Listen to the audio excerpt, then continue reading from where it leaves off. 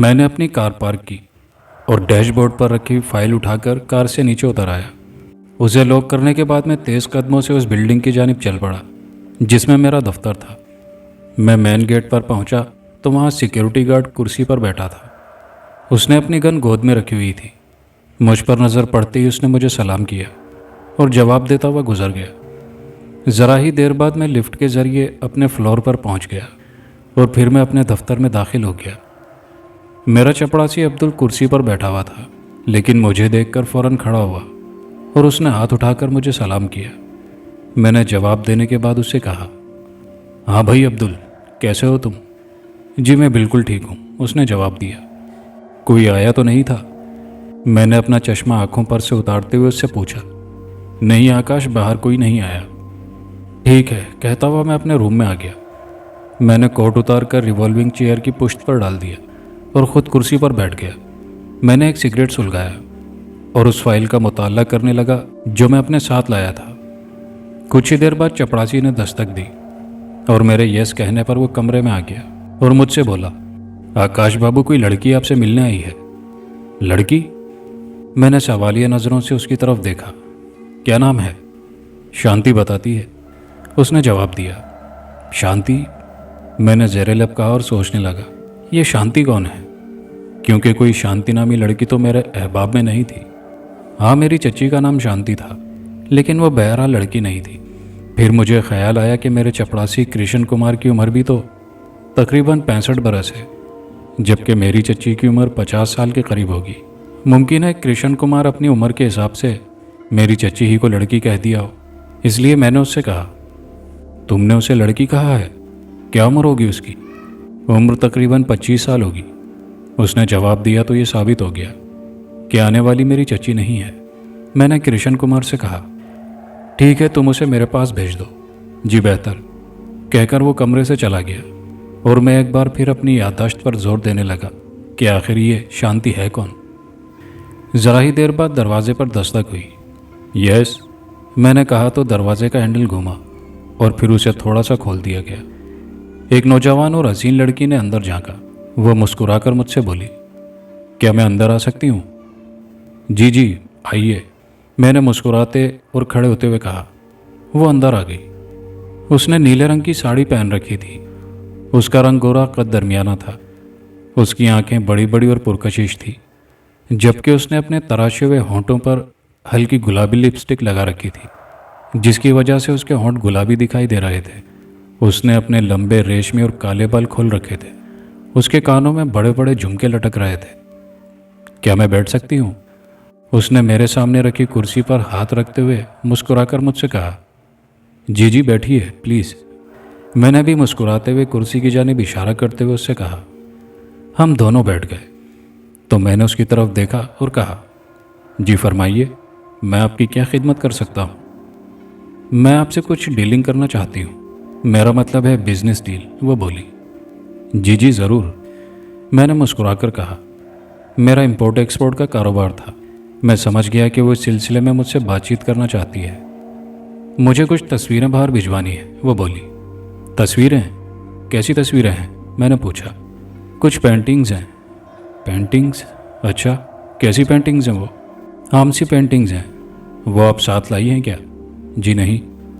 ओह, तो फिर ले आइएगा, मैं देख लूँगा। भिजवा दी जाएंगी वो, मैंने तसल्लिया में इस लहजे में कहा, जबकि मैंने सोचा कि अगर वो तस्वीरें किसी भी एतबार से काबिल एतराज़ हुई तो मैं उन्हें नहीं भेजूंगा। क्या ऐसा मुमकिन है कि आप आज रात का खाना मेरे साथ घर पर खाएं? वहीं वो पेंटिंग्स भी देख लीजिएगा, वो बोली और जवाब तलब नज़रों से मेरी तरफ देखने लगी। मुझे ये इकरार करने में कोई कबाहत नहीं है कि मैं खूबसूरत लड़कियों का दीवाना था। मैं ज़रा भंवरा सिफत आदमी था, मर्दाना वजाहत रखता था। मेरी शख्सियत पर लड़कियां और औरतें भी मरती थीं। वैसे मुझे बिगाड़ने में ऐसी ही लड़कियों और ख़वातीन का हाथ ज़्यादा था, क्योंकि वो ख़ुद मुझे दावत देती थी कि मैं उनके करीब हो जाऊं। अब शांति भी मुझे अपने साथ डिनर की दावत दे रही थी। मेरे लिए ये मुमकिन नहीं था कि मैं उसकी पेशकश को ठुकरा दूं। मैंने उससे मुस्कुराकर कहा, ठीक है, अगर आपकी यही ख्वाहिश है तो मैं ज़रूर आपके साथ रात का खाना खाऊंगा। शुक्रिया, उसने कहा और अपने हाथ में पकड़े छोटे से पर्स में से एक विजिटिंग कार्ड निकालकर मेरी तरफ बढ़ा दिया। ये मेरा एड्रेस और फ़ोन नंबर है। मैंने कार्ड उसके हाथ से लेकर उस पर नज़र डाली। वो शहर के एक पॉश इलाके में रहती थी। वहाँ बड़ी बड़ी कोठियाँ, बंगले बने हुए थे। ठीक है जी, मैं हाजिर हो जाऊँगा।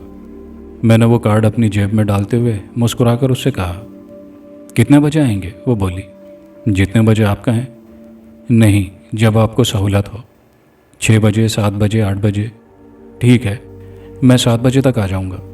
मैंने अपने कामों के बारे में सोचते हुए कहा, जिन्हें मैं 6 बजे तक निपटा लेता और 7 बजे उसके घर पहुँच सकता था। ठीक है, मैं आपका इंतज़ार करूँगी, वो मुस्कुराकर बोली। अच्छा, अब मुझे इजाज़त दीजिए। अरे अरे, ये क्या गज़ब कर रही हैं? मैंने फ़ौरन कहा। यानी मैं आपके घर डिनर करूँगा और आप मेरे पास कुछ पिएंगे भी नहीं? बताइए, क्या चलेगा? कोई ड्रिंक मुनासिब रहेगी, वो बोली। ठीक है, कहते हुए मैंने कॉल बेल का बटन पुश कर दिया। बाहर बेल बजी और ज़रा ही देर बाद कृष्ण कुमार अंदर आ गया। मैंने उसे कोल्ड ड्रिंक लाने का कहा। वो वापस चला गया। मैंने शांति की तरफ देखा और मुस्कुराकर बोला, वैसे आपको मेरा एड्रेस किसने दिया? मुझे एक पार्टी में आपके बारे में किसी ने बताया था। वैसे भी मुझे याद नहीं कि किसने बताया था। उसने आपकी बहुत तारीफ़ की थी, उसने जवाब दिया। अच्छा भाई, मैंने धीरे से हंसकर कहा। यह कौन है जो मेरी तारीफ़ करता है, जबकि मैं तो किसी लायक ही नहीं हूँ। इंसान अपने बारे में ऐसा ही कहता है, लेकिन दूसरे जानते हैं कि वो किस काबिल है, वो मुस्कुराकर बोली। बहरहाल मैं तो ख़ुद को किसी काबिल नहीं समझता। अगर कोई मेरी तारीफ़ करता है तो ये उसकी मेहरबानी है। उसने कुछ कहने के लिए मुंह खोला ही था कि दरवाजे पर दस्तक हुई और कृष्ण कुमार दरवाज़ा खोलकर अंदर आ गया। उसके हाथ में ट्रे थी जिसमें 2 कोल्ड ड्रिंक्स और गिलास नज़र आ रहे थे। उसने कोल्ड ड्रिंक और गिलास सामने रख दिए और कमरे से बाहर चला गया। वैसे आपके क्या शौक़ हैं? मैंने शांति से कहा। मैं बहुत से शौक़ रखती हूँ, पेंटिंग्स, टेबल टेनिस और वो मायने-ख़ेज़ अंदाज में मुस्कुरा कर बोली, एक और शौक़ भी रखती हूँ, उसके बारे में रात को बताऊँगी आपको। ओह, मैं मुस्कुरा दिया। आपने तो तजस्सुस पैदा कर दिया। रात में ये तजस्सुस ख़त्म हो जाएगा। ठीक है, जैसे आपकी मर्ज़ी, मैंने मुस्कुराते हुए कंधे उचकाकर कहा। हम आम मामलात पर बातचीत करते रहे और कोल्ड ड्रिंक पीने के बाद वो मुझसे बोली, अच्छा मुझे इजाज़त दें, मुझे एक सहेली से भी मिलना है। जी बिल्कुल बिल्कुल, मैंने कहा। हम दोनों उठ खड़े हुए। उसने मुझसे अलविदाई कलमात कहे और कमरे से बाहर चली गई। मैं अपनी रिवॉल्विंग चेयर पर आ गया। मुझे इतनी खूबसूरत लड़की से मुलाकात पर बेहद खुशी हो रही थी। मैं शांति के बताए हुए इलाके में आ गया और अपनी कार की रफ्तार आहिस्ता रखते हुए कोठियों और बंगलों के नंबर देखने लगा। बिलाखिर मैं अपने मतलूबा नंबर पर पहुंच गया। एक शानदार बंगला था। मैंने उसके सामने कार रोक दी और उतरकर कॉल बेल का बटन दबा दिया। अंदर बेल बजी। ज़रा ही देर बाद एक बावर्दी गार्ड ने जैली दरवाज़ा खोला और बाहर आकर मुझसे बोला, जी फरमाइए। मुझे मैडम शांति से मिलना है, मैंने बताया। आप तशरीफ़ ले आइए, उसने कहा। मैं समझ गया कि शांति ने उसे मेरे बारे में बता रखा है। हम दोनों बंगले के अंदर आ गए। एक जानिब एक शानदार गाड़ी खड़ी थी। उसी वक्त मेरी नज़र दूर बरामदे में पड़ी। वहाँ शांति खड़ी थी। उसने मेरी तरफ देखते हुए हाथ हिलाया। उसके चेहरे पर मुस्कुराहट थी। मैंने मुस्कुराकर जवाबन हाथ हिलाया। फिर मैं तेज़ तेज़ कदम उठाता हुआ उसके करीब पहुँच गया। नमस्ते, मैंने हाथ जोड़ते हुए उससे कहा। नमस्कार, उसने भी हाथ जोड़ दिए। आओ आओ, मेरे साथ आ जाओ। वो मुझे ड्राइंग रूम में ले आई। हम दोनों सोफे पर बैठ गए। मुझे शिद्दत से तुम्हारा इंतज़ार था, वो बोली। मैं लेट तो नहीं हुआ, सही वक्त पर आ गया हूँ। फिर इंतज़ार क्यों कर रही थी? इंतज़ार तो वक्त गुजारने के बाद शुरू होता है, मैंने मुस्कुरा कर कहा। हाँ, ये बात दुरुस्त है, वो आंखें घुमाते हुए बोली।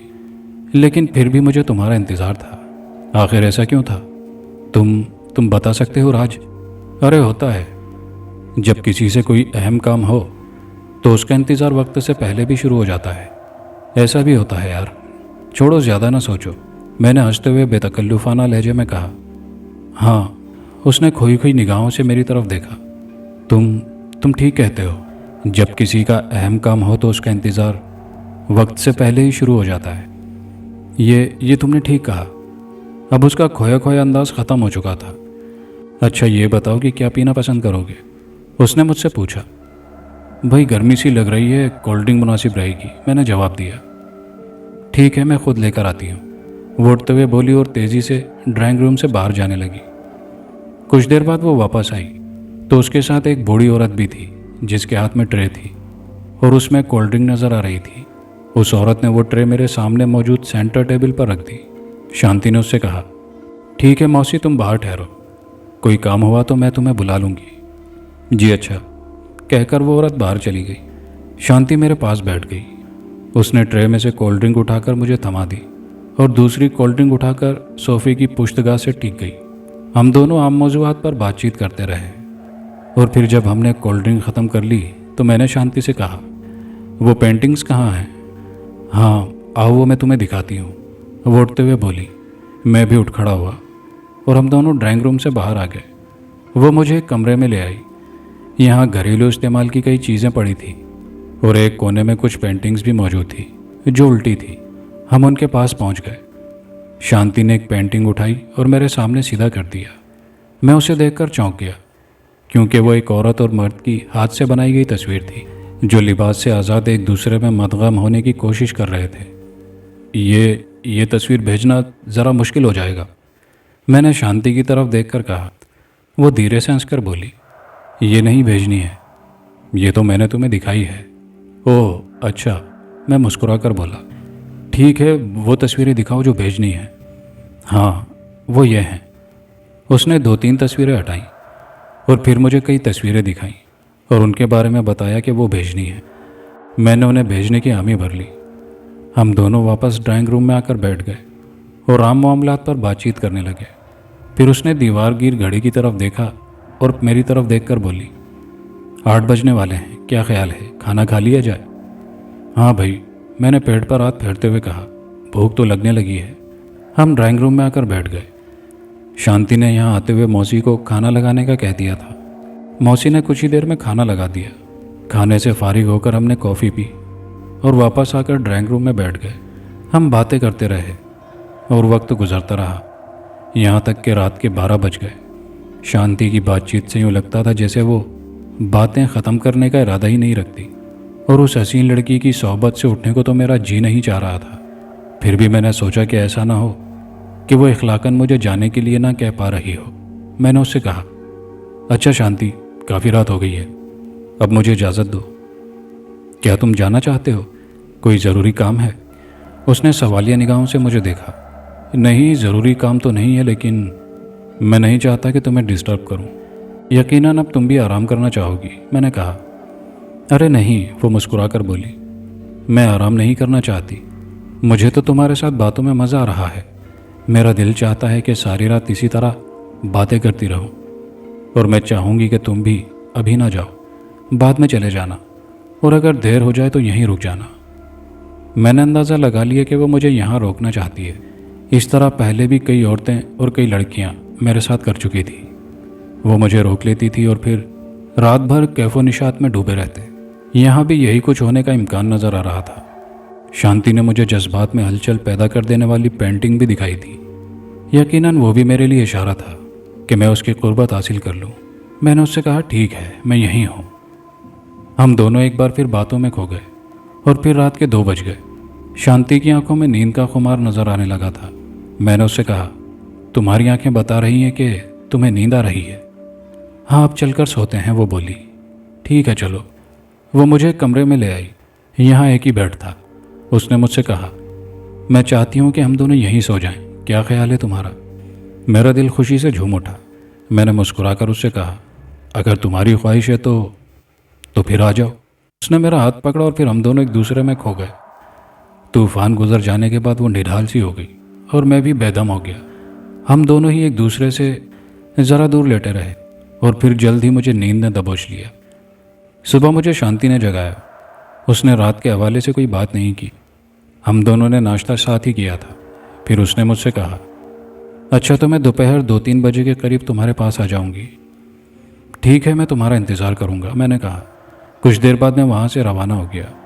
मैं चूँकि शादीशुदा नहीं था इसलिए मुझे घर जाने की कोई फ़िक्र नहीं होती थी। मैं अक्सर कई रातें अपने यारों दोस्तों के साथ गुजार देता। मैं अपने माता पिता की इकलौती औलाद था। उन्हें पता था कि मैं यारों दोस्तों में खुश रहता हूँ और रातें भी उन्हीं के साथ गुजारता हूँ, इसलिए वो भी मेरे घर आने की वजह से परेशान नहीं होते थे।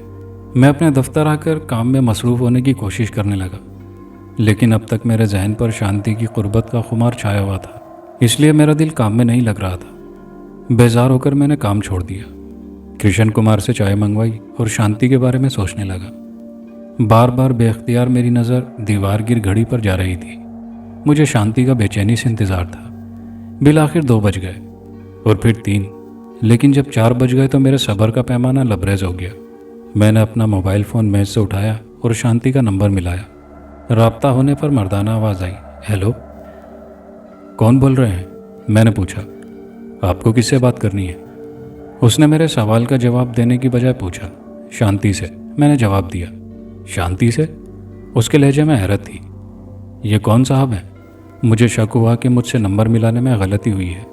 मैंने सॉरी कहकर दोबारा नंबर मिलाया तो फिर उस आदमी ने हेलो कहा। मैंने उससे कहा, क्या ये शांति का नंबर नहीं है? नहीं जनाब, आपको कोई गलत फहमी हुई है, वो बेजारी से बोला। मैंने उसे शांति का नंबर बताया और बोला, यही नंबर है ना आपका? जी हाँ बिल्कुल, लेकिन ये तो शांति का था। मैं हैरान हूँ, ये नंबर 1 साल से मेरे इस्तेमाल में है। प्लीज़ आप मुझे बार बार परेशान ना करें। मैं एक स्कूल टीचर हूँ, अपनी क्लासेस लेने जा रहा हूँ। प्लीज़ अगर आप मजाक कर रहे हैं तो ख़त्म करें, क्योंकि बच्चों की तालीम का मामला है। जी बहुत बेहतर। मैं आपसे माफ़ी चाहता हूँ कि आपको मेरी वजह से परेशानी उठानी पड़ी, मैंने माजरत ख्वाहाना लहजे में कहा और राब्ता मुनक़ता कर दिया। मेरा दिमाग चकरा कर रह गया। फिर मैंने फ़ैसला किया कि मैं खुद जाकर शांति से मिलता हूँ और उससे पूछता हूँ कि आखिर माजरा क्या है। मैं शांति के बंगले पर पहुँचा तो मुझे हैरत का एक और झटका लगा, क्योंकि सुबह जब मैं यहाँ से गया था तो इस बंगले की सजावट और रंग कुछ और था। मैंने कॉल बेल का बटन दबाया। कुछ ही देर में एक बावर्दी गार्ड गेट खोलकर बाहर आया। ये वो गार्ड नहीं था जिसे मैं पहले यहाँ देख चुका था। मैंने उससे कहा, मुझे मैडम शांति से मिलना है। मैडम शांति? उसने कदरे हैरत से कहा, आपको कोई गलती हुई है जी, यहाँ कोई मैडम शांति नहीं रहती। मैडम शांति यहाँ नहीं रहती? मैं हैरत के समंदर में गोताज़न हो गया। जी नहीं, वो बोला, ये तो अशोक वर्मा का बंगला है। अशोक वर्मा? मैंने ज़ेरे लब कहा। फिर उससे बोला, लेकिन कोई शांति नामी लड़की भी तो यहाँ रहती है, शायद उनकी बेटी हो। तुम कब से यहाँ हो? मैं तो पिछले 6 माह से यहाँ पर हूँ। तुम किसी शांति को नहीं जानते? जी नहीं, उसने नफ़ी में गर्दन हिलाकर कहा। आपको कोई गलत फहमी हुई है। मैंने बंगले के नंबर वाली तख्ती पर नज़र डाली। शांति के बंगले का ही नंबर था। मैं सोचते हुए नाक खुजाने लगा। मैं सोचों के समंदर में गोते लगा रहा था। फिर मैंने उस गार्ड की तरफ देखकर माजरत ख्वाहाना लहजे में कहा, अच्छा माफ़ करना भाई, मुझे वाकई कोई गलत फहमी हुई होगी। मैं अपनी कार में वापस रवाना हो गया। मेरा जहन शांति के बारे में सोच सोच कर थक रहा था। मैं वापस अपने दफ्तर आकर अपनी कुर्सी पर ढह गया। जो कुछ मेरे साथ हुआ था, मेरा जहन उसकी वजह तलाश कर रहा था, लेकिन कोई काबिल कबूल बात सामने नहीं आ रही थी। जब सोच सोच कर मेरा जहन बुरी तरह थक गया तो मैंने सोचना छोड़ दिया और कृष्ण कुमार से पानी मंगवा कर पिया। एक सिगरेट सुलगाया और कृष्ण कुमार को अपने सामने बिठाकर उससे दफ्तर की उमूर पर बातचीत करने लगा। मेरी ये हिकमत अमली कामयाब रही और मैं काफ़ी हद तक शांति के असर से निकल आया। तकरीबन 2 घंटे बाद मेरा जहन सही तौर पर काम करने लगा और जहनी थकावट दूर हो गई। मैंने फ़ैसला किया कि मैं शांति वाले मामले पर किसी आमिल वगैरह से बात करूंगा। मैं अपने दफ्तरी काम में मसरूफ़ था। मेरे मोबाइल की बेल बज उठी। मैंने मेज़ पर से फ़ोन उठाया और उसकी स्क्रीन पर नंबर देखा, जो मेरे किसी जानने वाले का नहीं था। मैंने कॉल रिसीव करके फ़ोन कान से लगाकर हेलो कहा। हेलो, राजकुमार बात कर रहे हैं? एक निस्वानी आवाज़ आई। जी हाँ, मैंने जवाब दिया। मैं प्रियानी बोल रही हूँ। ओह अच्छा, तुम हो, कैसी हो? मैंने कहा। वो मेरी जानने वाली थी, स्टेज पर गाने गाती थी। एक तकरीब में मेरी उससे मुलाकात हुई थी। उसकी ख्वाहिश पर मैंने उसका इंटरव्यू एक रिपोर्टर दोस्त से कहकर अखबार में शाया करवा दिया था। इसके बाद उससे एक मरतबा एक और तकरीब में मुलाकात हुई थी। मैं आपसे मिलना चाहती हूँ, वो बोली। अच्छा, तो फिर आ जाओ, मैं दफ्तर में ही हूँ। मैंने उससे कहा, जी बहुत बेहतर है, मैं आती हूँ। ठीक है। उसने राब्ता मुनक़ता कर दिया। मैंने मोबाइल फ़ोन वापस मेज़ पर रख दिया। तकरीबन आधे घंटे के बाद प्रियानी आ गई। वो वैसे तो खासी हसीन थी, लेकिन आज जो उसने लिबास पहना हुआ था और जो मेकअप किया था, उसमें वो बहुत ही ज़्यादा हसीन दिखाई दे रही थी। उससे रस्मी बातचीत और उसके लिए कोल्ड ड्रिंक मंगवाने के बाद मैंने कहा, हाँ आप बताओ कैसे आना हुआ। मेरी छोटी बहन की सालगिरह की तकरीब है, मेरी ख्वाहिश है कि आप भी शिरकत करें, उसने जवाब दिया। कब है तकरीब, मैंने पूछा। आज शाम ही है, रात में गानों का भी प्रोग्राम है।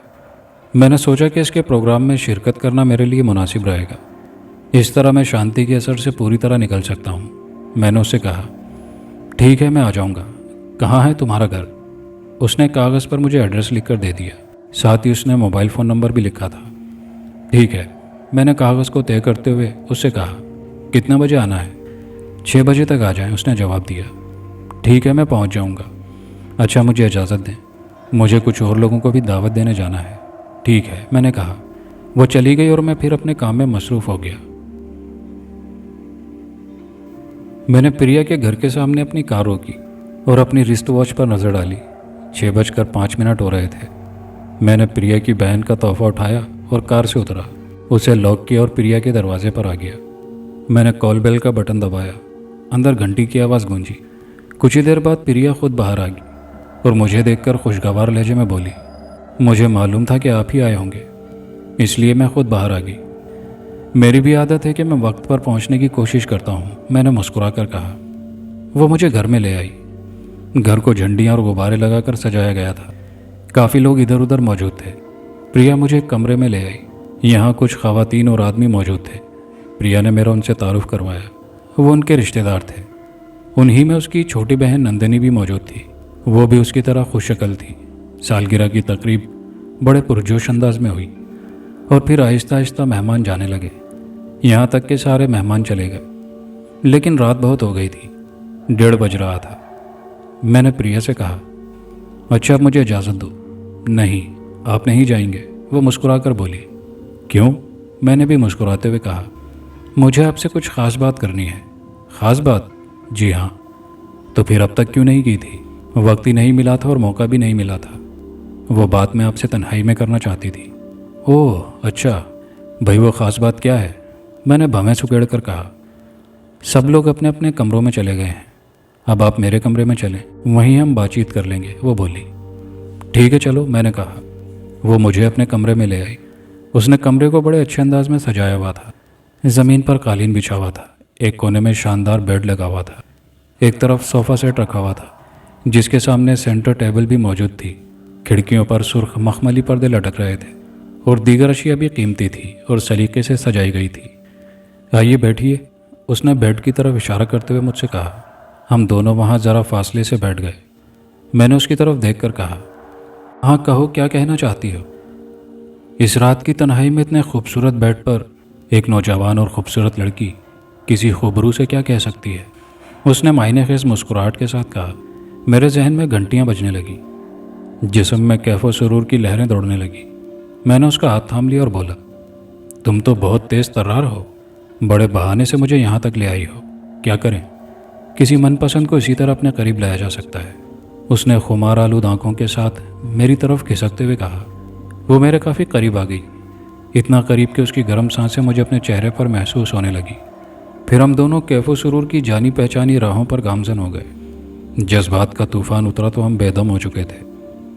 आप बहुत अच्छे और भरपूर हैं, उसने गर्दन मोड़कर मेरी तरफ देखते हुए मुस्कुरा कर कहा। तुम भी लाजवाब हो, मैंने भी उसकी तारीफ़ की। अच्छा, वो फिर मुस्कुरा दी। हाँ बिल्कुल। कुछ देर हम दोनों आम उमूर पर बातचीत करते रहे और फिर वो सो गई। मैं भी कुछ देर बाद किसी वक्त सो गया। मुझे सुबह प्रिया ने जगाया। हमने नाश्ता साथ ही किया था और फिर मैंने उससे कहा, प्रिया क्या ऐसा मुमकिन है कि तुम दोपहर का खाना मेरे साथ खाओ? दरअसल मैं आज उसे साथ ही रखना चाहता था और मेरा इरादा था कि आने वाली रात भी उसके साथ गुजारी जाए। ठीक है, दोपहर का खाना आपके साथ खाया जा सकता है, वह मुस्कुरा कर बोली। तो फिर तुम 1 बजे तक मेरे दफ्तर आ जाओ, हम वहाँ से किसी अच्छे रेस्टोरेंट में चलेंगे। मैंने कहा, मैं आ जाऊँगी। मैं उससे रुखसत लेकर ऑफिस पहुँचकर बेचैनी से 1 बजे का इंतज़ार करने लगा। 1 बज गया लेकिन वो ना आई। मैंने उसका दिया हुआ फ़ोन नंबर मिलाया। दूसरी तरफ से एक निस्वानी आवाज़ आई, लेकिन वो आवाज़ प्रिया की नहीं लगती थी। हेलो, मुझे प्रिया से बात करनी है, मैंने कहा। कौन प्रिया? पूछा गया। प्रियानी जिसका ये फ़ोन नंबर है, मैंने कहा। ये किसी प्रियानी का नंबर नहीं है, ये मेरा नंबर है और तुम कौन हो? बोलने वाली का लहजा करख्त हो गया था। मैं प्रिया का दोस्त हूँ। तो फिर इस नंबर पर फ़ोन क्यों किया? प्रिया के नंबर पर करो, उसने मुझे यही नंबर दिया था। क्या नंबर है? मैंने उसे नंबर बताया। वो बोली, नंबर तो ठीक है, लेकिन लगता है कि तुम्हारा दिमाग ठीक नहीं है। और याद रखो, मैं तुम जैसों का दिमाग दुरुस्त करवाना जानती हूँ। जो मुख्तलिफ बहानों से औरतों को फ़ोन करते हैं, वह मुझ पर बरस पड़ी। देखिए मोहतरमा, मुझे गलत ना समझिए, मैं कोई गलत आदमी नहीं हूँ और ना ही मैंने किसी बहाने से फ़ोन किया है। मेरी दोस्त प्रिया ने मुझे ये नंबर दिया था। हो सकता है कि मुझसे उसका नंबर नोट करने में कुछ गलती हो गई हो। मैं आपसे माजरत ख्वाह हूँ। मैंने कहा, ठीक है। वो तलखी से बोली और राब्ता मुनक़ता कर दिया। मेरा दिमाग चकरा कर रह गया। मेरे जहन में शांति वाला वाक़या घूम गया था। उसने भी मुझे जो फ़ोन नंबर दिया था वो किसी और का था, और अब ये प्रिया वाला मामला उससे मिलता जुलता था। मुझे शक हुआ कि यह केस भी वैसा ही ना हो, लेकिन इसकी तस्दीक के लिए ज़रूरी था कि मैं जाकर प्रिया के घर पता करूं। ज़रा ही देर बाद मैं अपनी कार में रवाना हो गया। मैं प्रिया के बारे में बहुत कुछ सोचता जा रहा था। कभी मेरा दिल कहता कि वो घर पर ही होगी और उसने गलती से मुझे किसी और का नंबर दे दिया होगा, जबकि कभी मेरा दिल ये कहता कि यह केस भी शांति जैसा ही है, और जब मैं वहाँ पहुँचूँगा तो प्रिया भी मुझे वहाँ नहीं मिलेगी और उसके बारे में भी शांति जैसा कुछ सुनने को ही मिलेगा। बिलाखिर मैं प्रिया की गली में पहुँच गया। उसके घर पर दूर से ही मेरी नज़र पड़ गई और मेरे दिल की धड़कन तेज़ हो गई, क्योंकि उसका मकान भी अब तब्दील हो चुका था। कल इस मकान की रंगत लाल थी, जबकि आज वो पीले रंग का था और उसका नक्शा तब्दील था। मैंने उस मकान के सामने कार रोक दी और उतरकर सोचने लगा कि घर की कॉल बेल बजाऊं या नहीं, क्योंकि मुझे यकीन था कि जब घर ही बदल चुका है तो घर के मकीन भी बदल चुके होंगे। लेकिन फिर मैंने ये सोचकर कॉल बेल का बटन दबा दिया कि हकीकत हाल ज़रूर देखनी चाहिए। बेल बजने की आवाज़ गूंजी और ज़रा देर बाद एक बूढ़ा आदमी घर से बाहर आ गया। उसकी उम्र 70 साल से कुछ ज़्यादा ही थी। वह दुबला पतला था। उसने अपनी धसी हुई आंखों से मुझे देखने की कोशिश करते हुए कहा, जी फरमाइए, किससे मिलना है? मुझे प्रिया से मिलना है, मैंने जवाब दिया। प्रिया? उसके लहजे में हैरत थी। कौन प्रिया? किस प्रिया की बात कर रहे हैं? क्या यहाँ कोई प्रिया नहीं रहती? नहीं, यहाँ तो कोई प्रिया नहीं रहती। यह मकान तो मेरा है और मैं गुज़िश्ता 20 साल से यहाँ रह रहा हूँ। मेरा एक ही बेटा है जिसका नाम आकाश है, और मेरी पत्नी है, लेकिन उसका नाम भी प्रिया नहीं है, उसने जवाब दिया। मुझे माफ़ कीजिएगा, मुझे कोई गलतफहमी हुई है, मैंने दोनों हाथ जोड़ते हुए माजरत आमेज़ लहजे में उससे कहा। नहीं, कोई बात नहीं, वो बोला। वैसे अगर मैं आपकी कोई मदद कर सकता हूँ तो बताइए। नहीं, आपकी बड़ी मेहरबानी, मैंने कहा और वापस कार की जानिब बढ़ा। ज़रा ही देर बाद मैं अपनी कार में रवाना हो गया। इस वाक़ये ने तो मुझे हिला कर रख दिया था। लगातार 2 एक जैसे वाक़यात पेश आए थे। मुझे अंदाज़ा हुआ कि मैं किसी पुरअसरार मसले से दो चार हूँ और इसका हल किसी आमिल वगैरह के पास ही हो सकता है। मैं सोचने लगा कि आखिर कौन सा आमिल ऐसा है जो मेरा मसला हल कर सकता है। वैसे तो कई ऐसे लोग मेरी नज़र में थे, लेकिन मैं उनसे अक्सर के बारे में जानता था। उनके पास कोई शक्ति या रूहानी सलाहियत तो नहीं है। हाँ, एक सलाहियत ज़रूर उनमें थी, और वो ये कि वो लोगों को निहायत चालाकी से बेवकूफ़ बनाकर उनसे रकम बटोर लेते थे। कुछ देर गौर करने के बाद मैंने शंकर दास से मिलने का फ़ैसला किया। वो एक ऐसा आदमी था जिसमें मुझे कुछ सच्चाई नज़र आती थी।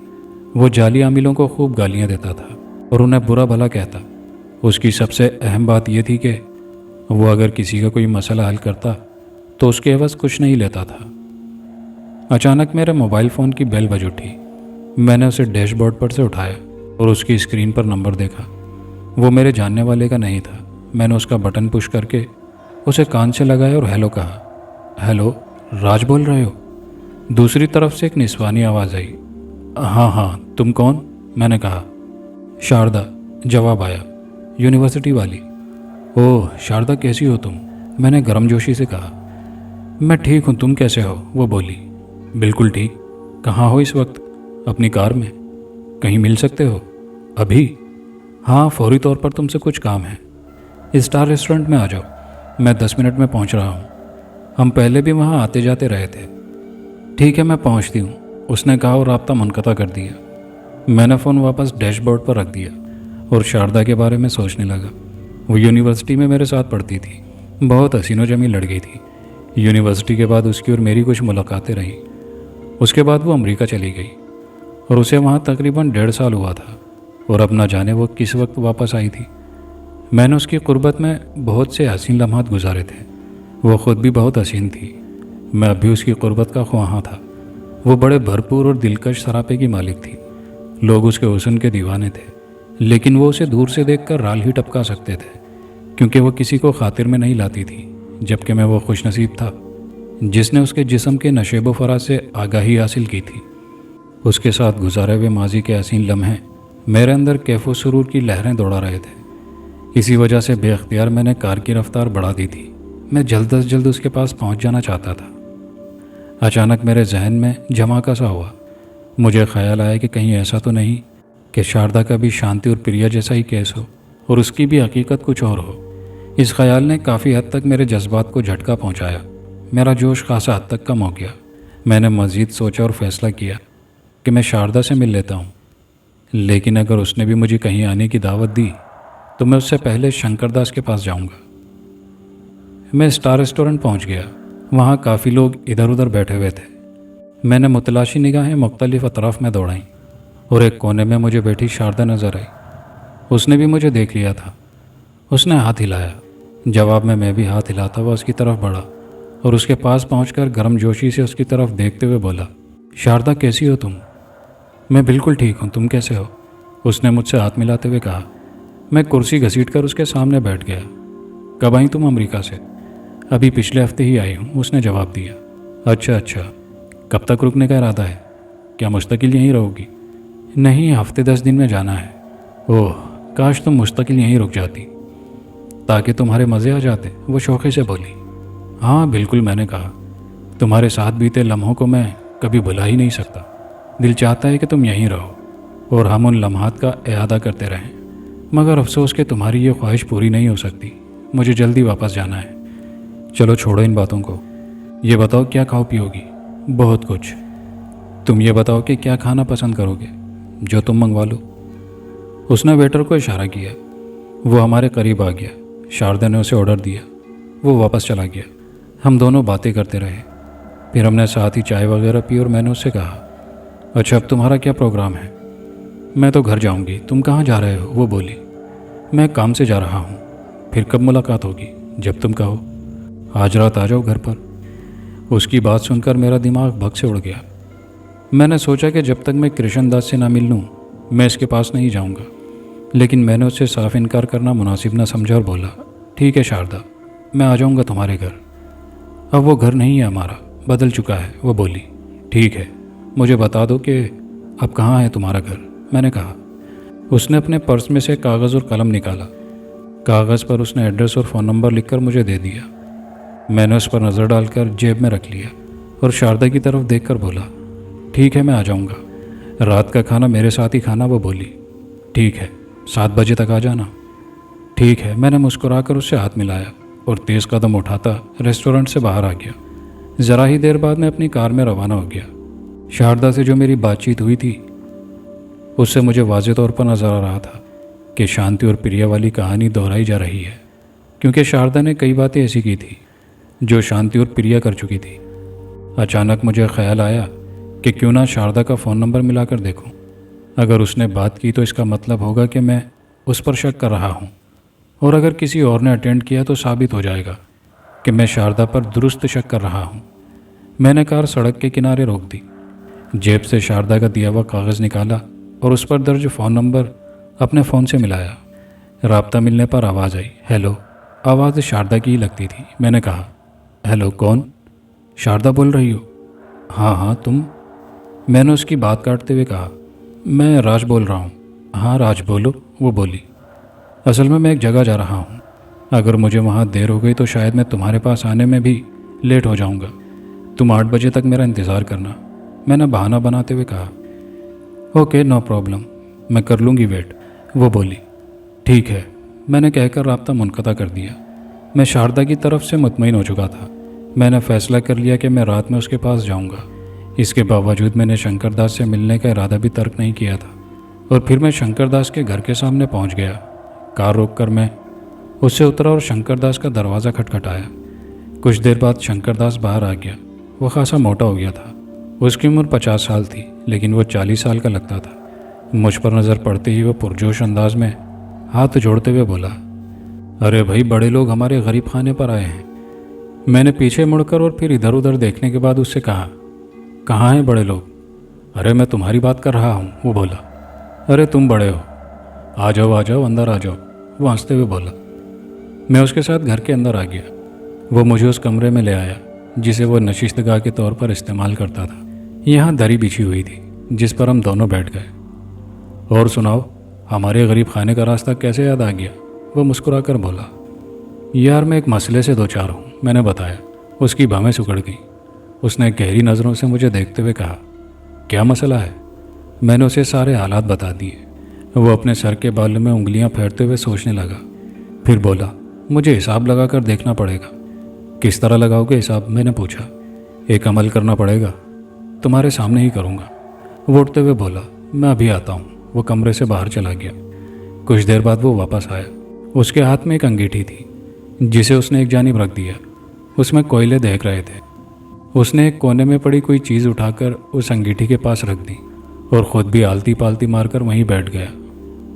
उसने एक डब्बे में से कोई सफूफ निकालकर कोयलों पर डाला, जिसकी वजह से धुआं उठने लगा। शंकरदास थोड़ा थोड़ा सफूफ कोयलों पर डालने लगा और ज़ेरे लब कुछ पढ़ने लगा। कुछ देर बाद वो अंगीठी कमरे से बाहर छोड़ आया और वापस अपनी जगह बैठ गया। उसने अपने करीब पड़ा कागज़ का पैड और कलम उठा लिया और कुछ लिखने लगा। उसकी तहरीर मुझे समझ में नहीं आ रही थी, साथ साथ वो कुछ हिंद से भी लिखता जा रहा था। फिर उसने कलम पैड रख दिया और मेरी तरफ देखकर बोला, तुम बहुत खुशकिस्मत हो। अच्छा, वो कैसे? मैंने बिला तवक्कुफ़ कहा। वो बोला, आज तुम मेरे पास आए, बस यही तुम्हारी खुशकिस्मती है, वरना आज की रात तुम्हारे जीवन की आखिरी रात साबित होती। क्या? मेरा मुंह हैरत से खुलेगा खुला रह गया। हाँ, वो बोला, आज रात उस आत्मा ने तुम्हारे जीवन का खात्मा कर देना था। किस आत्मा ने? मैंने बिला तवक्कुफ़ कहा। वही जिसे तुम आज मिलने का वादा करके आए हो, उसने जवाब दिया। मैंने उसे शारदा के बारे में कुछ नहीं बताया था। फिर उससे कहा, मैं आज अपनी एक पुरानी दोस्त शारदा से मिलने का वादा करके आया हूँ। वो तो मर चुकी है।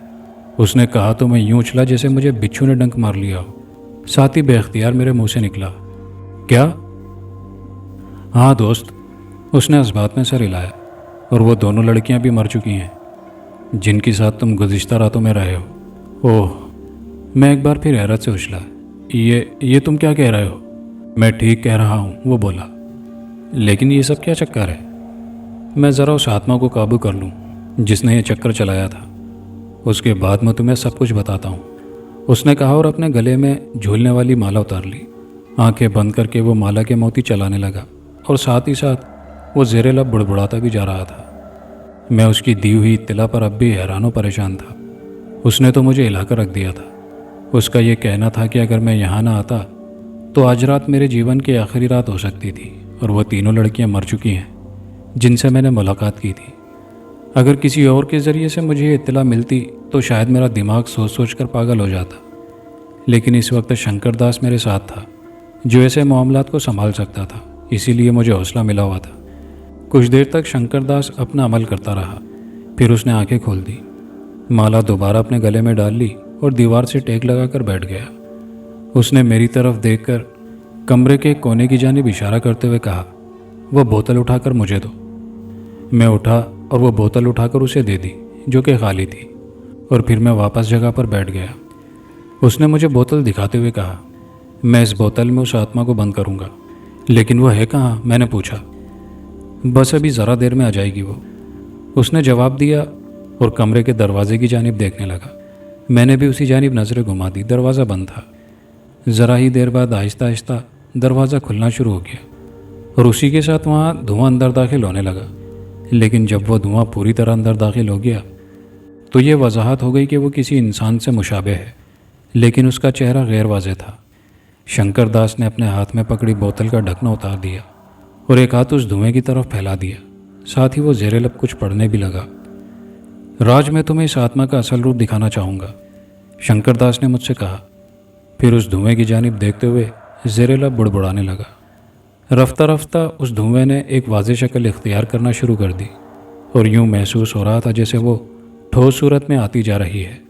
और फिर कुछ ही देर बाद एक निहायत बूढ़ी और मकरू शक्ल वाली औरत मेरे सामने खड़ी थी। ये है इसका असल रूप, शंकर दास ने उसके बारे में मुझसे कहा। ये तो बहुत ख़तरनाक है, मैंने कहा। हाँ, शंकर दास खफीफ सी मुस्कुराहट के साथ बोला, और आज रात यही तुम्हें मौत के घाट उतार देती। वो उस आत्मा की तरफ देखने लगा, साथ ही वो ज़ेरे लब बुड़बुड़ाने लगा था। वो आत्मा एक बार फिर धुएं की सूरत में आ गई और आहिस्ता आहिस्ता बोतल में जाने लगी। बिल आखिर वो पूरे तौर पर बोतल में चली गई तो शंकर दास ने बोतल का ढक्कन बंद कर दिया और वो बोतल को अपने करीब ही रख लिया और मेरी तरफ देखकर बोला, हाँ तो देखा तुमने उस आत्मा को? हाँ, लेकिन ये मेरी जान क्यों लेना चाहती थी? मैंने उससे पूछा। वासना, जिनसी हवस। क्या? मैंने हैरत से कहा। हाँ, वो इस बात में सर हिलाकर बोला, ये एक ऐसी औरत की आत्मा है जिसे इसके पति ने किसी गैर मर्द के साथ देख लिया था। उसका दिल टूट गया क्योंकि वो अपनी पत्नी पर बहुत एतबार करता था। दिल टूटने के साथ साथ उसकी गैरत भी जोश मारने लगी थी। उसका अपनी पत्नी से झगड़ा हुआ। पत्नी ने उसे वाज़े तौर पर कह दिया कि वो सिर्फ उसके सहारे नहीं रह सकती, वो दूसरे मर्दों से ताल्लुकात रखती है और आइंदा भी रखेगी। उस आदमी को जोश आ गया। उसने औरत को पकड़कर तहखाने में कैद कर दिया। वक्त गुजरता रहा, उन दोनों की जवानी गुजर गई, लेकिन उस आदमी ने अपनी पत्नी को आज़ाद नहीं किया, हत्ता कि वो दोनों बहुत ही बूढ़े हो गए। बिल आखिर उस आदमी ने उस औरत को आज़ादी दे दी, लेकिन कुछ ही दिन के बाद वो बूढ़ा मर गया और फिर उसके कुछ अरसे बाद वो बुढ़िया भी एक हादसे में मर गई। बस कहानी ये थी कि वो बुढ़िया जो कुछ अपनी ज़िंदगी में ना कर सकी, वो सब कुछ मरने के बाद कर रही थी। उसने अपनी ज़िंदगी में कुछ अमलियात भी किए थे जिनसे उसके मरने के बाद फ़ायदा उठाया। वो अमलियात ऐसे ही थे कि कोई मर्द उससे दूर नहीं रह सकता था। बुढ़िया ने उनके ज़रिए ही अपनी जिनसी ख्वाहिशात पूरी करना शुरू कर दी। वो हर साल चांद की मखसूस तारीख़ों में किसी एक ज़िंदा मर्द और 3 मरी हुई औरतों का इंतखाब करती और फिर उनके साथ वही खेल खेलती जो तुम्हारे साथ खेल रही थी। उस मर्द को उन 3 औरतों के बारे में इल्म नहीं होता कि वो मर चुकी हैं, क्योंकि उनसे मिले हुए उस मर्द को काफ़ी अरसा गुजर चुका होता। इसके अलावा वो आत्मा अपना खेल खेलने के लिए पूरी तरह मंसूबा बनाती ताकि आदमी को किसी किस्म का शक ना हो सके। वो 3 रातों तक उस आदमी से खूब जिनसी भूख मिटाती और फिर आखिरी रात को उस मर्द को मार देती ताकि बाद में वो हकीकत सामने आ जाने के बाद किसी तरह उसके लिए ख़तरा ना बन जाए। बहरहाल, तुम खुशकिस्मत हो कि आज रात इस औरत यानी आत्मा के पास जाने से कबल मेरे पास आ गए। मैंने गहरा सांस लेकर उससे कहा, शंकर दास, तुमने मेरी जान बचाई। तुम मेरे मोहसिन हो, बताओ मैं तुम्हारी क्या खिदमत कर सकता हूँ? कुछ भी नहीं, वो मुस्कुरा कर बोला। तुम जानते हो कि मैं इस तरह के काम से किसी से कोई पैसे या खिदमत नहीं लेता हूँ। बस मेरे लिए यही खुशी की बात है कि तुम बच गए। और ये, उसने बोतल की तरफ देखा। खूनी आत्मा मेरी कैद में आ गई। मैं भी उस बोतल में बंद आत्मा को देखने लगा। साथ ही सोच रहा था कि अगर शंकर दास के पास ना आया होता तो आज रात इसका शिकार हो जाता। कुछ ही देर बाद शंकर दास से इजाज़त लेकर उसके घर से बाहर आ गया और अपनी कार में रवाना हो गया। मैंने जेब से अपना मोबाइल फ़ोन उठाया और उससे शारदा का फ़ोन नंबर मिलाया। बेल होने लगी। इससे पहले कि दूसरी जानिब से कॉल रिसीव की जाती, मैंने कॉल काट दी और फ़ोन डैशबोर्ड पर रख दिया। ज़रा ही देर बाद फ़ोन की बेल बजी। मैंने सर उठाकर स्क्रीन पर नंबर देखा। वो शारदा का नंबर था। मैंने कॉल रिसीव करते हुए हेलो कहा। जी फरमाइए, आपने मुझे क्यों बेल दी? दूसरी जानिब से एक मर्दाना भारी आवाज़ आई। माफ़ कीजिएगा, मैंने गलती से नंबर मिला दिया था, इसलिए मैंने कॉल रिसीव करने से पहले ही उसे काट दिया था। मैंने माजरत ख्वाना अंदाज में कहा। ठीक है, उसने कहा और मैंने राब्ता मुनक़ता करके फ़ोन डैशबोर्ड पर रख दिया। मैं अब काफ़ी हद तक मुतमईन था, जबकि उस खूनी आत्मा का कुछ असर अब भी मेरे जहन में मौजूद था। कहानी यहाँ अपने अख्तिताम को पहुँची। कहानी के आखिर में आपकी गुजारिशात पर आपके नाम। रामीन साहिबा हैं बहावलपुर पाकिस्तान से, इरम मुनीर साहिबा हैं सुरजानी टाउन कराची से, महा साहिबा हैं टैक्सला रावलपिंडी से, मलिका साहिबा हैं कराची से, अफीफ़ा वकास साहिबा हैं कराची से, निगत सफदर साहिबा हैं लाहौर से, आबिदा साहिबा हैं बहावलपुर पाकिस्तान से, शाजिया खान हैं कराची से, शबाना शेख साहिबा हैं इंडिया से, ममता भरद्वाज साहिबा हैं दिल्ली से, नीलोफर जैदी हैं प्रयागराज इंडिया से, उज़मा साहिबा हैं दुबई से, औरंगज़ेब साहब हैं सिलाम वाली सरगोदा से, शाहनवाज अंसारी साहब हैं कोयत से, ताल्लुक़ इंडिया से है। तौहीद साहब हैं बागपत उत्तर प्रदेश से। अब्दुल मजीद साहब हैं सांगड़ सिंध से। यासिर अली साहब हैं सियालकोट भोपालवाला से। मोहम्मद शावेज़ गाज़ियाबाद लोनी से। हारून अली साहब हैं दमन से। मोहम्मद नदीम साहब हैं लाहौर से। नजमुद्दीन साहब हैं यूपी से। अज़मत साहब हैं माल्टा से। जरनैन अब्दुल्ला हैं इलाहाबाद से। असफरज़ादा साहब हैं टोरंटो कनाडा से। अब्दुल समद खान साहब हैं अटावा यूपी इंडिया से। साबिरा शाह साहिबा हैं सऊदीया से। शकील अंसारी साहब हैं लखनऊ से। मोहम्मद रेहान साहब हैं मुंबई महाराष्ट्र से। रिजवान साहब हैं चकवाल पाकिस्तान से। अहमद सरदार साहब हैं डस्का पाकिस्तान से। मोहम्मद आज़म साहब हैं रावलपिंडी से। करीम साहब हैं किशनगंज बिहार इंडिया से। सखावत अली साहब हैं कोटला गुजरात इंडिया से। शुएब खान मंसूरी साहब हैं मध्य प्रदेश इंडिया से। रंजीत देओल साहब हैं टोरंटो कनाडा से। मोहम्मद तारिक साहब हैं सहारनपुर इंडिया से। मासूम साहब हैं लखनऊ से। आबिद हुसैन साहब हैं कर्नाटका इंडिया से। तस्लीम साहब हैं मुंबई से। मोहम्मद जसीम साहब हैं लखनऊ से। माजिद साहब हैं कराची से। इकबाल अली साहब हैं दिल्ली से। मोहम्मद इमरान साहब हैं कराची से। Robi master chef Seoul South Korea से। मोहम्मद रिजवान बिन खालिद राजपूत लाहौर से। ईशाल अफरीदी हैं पेशावर से। मयूर परमार साहब हैं गुजरात इंडिया से। मोहम्मद गुलशाद साहब इंडिया से। शहनाज अंसारी साहिबा हैं मुंबई से। मोहम्मद परवेज़ अली साहब हैं बिहार से। मोहम्मद इकबाल रंधावा साहब हैं सांगड़ सिंध से। गुलाम फरीद साहब हैं यूएई से, ताल्लुक़ इनका रहीम यार खान पाकिस्तान से है। सरदार अहमद साहब हैं सियालकोट से। और यासीन अहमद साहब हैं चमंडी नगर बेंगलोर इंडिया से। आप तमाम लोगों के कमेंट्स का बेहद शुक्रिया। वीडियो को लाइक और शेयर कीजिएगा, कमेंट बॉक्स में अपनी कीमती राय का इजहार कीजिएगा और चैनल पर नए आने वाले दोस्तों से गुजारिश है कि चैनल को लाजमी सब्सक्राइब कर लीजिए। शुक्रिया।